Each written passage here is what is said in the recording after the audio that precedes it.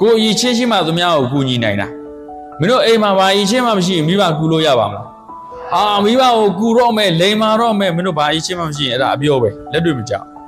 ရည်ချင်းရှိဖို့လိုတယ်ကိုရည်ချင်းရှိမှကိုမိမ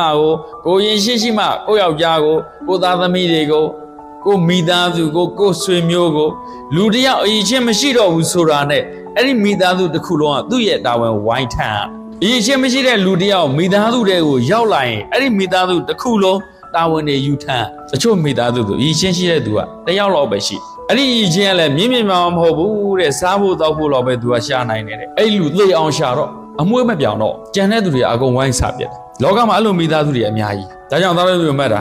လူတယောက်အရည်ချင်းမရှိတော့ဘူးဆိုတာနဲ့ကြံတဲ့မိသားစုတွေအားလုံးကသူ့စားဖို့ပြီးတာဝန်တွေထမ်းကြရတယ်ဒါကြောင့်သားတို့တို့အရည်ချင်းမရှိတဲ့သူတွေမဖြစ်အောင်မနေကြပါနဲ့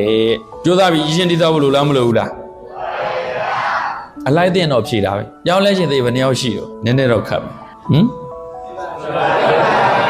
ဘုံပြောတဲ့ဟာအလှပြောနေတာမဟုတ်ဘူးနော်ဘဝအတွက်ပြောနေတာမင်းတို့စာအုပ်ရေးကြည့်ဖတ်လိုက်ကွာဆိုပြီးမှာပေါ့အဲ့လိုမျိုးမဟုတ်ဘူးမင်းတို့တွေးတဲ့အောင်သင်ပေးနေတာပညာသင်တယ်ဆိုတွေးတဲ့အောင်သင်ပေးနေတာ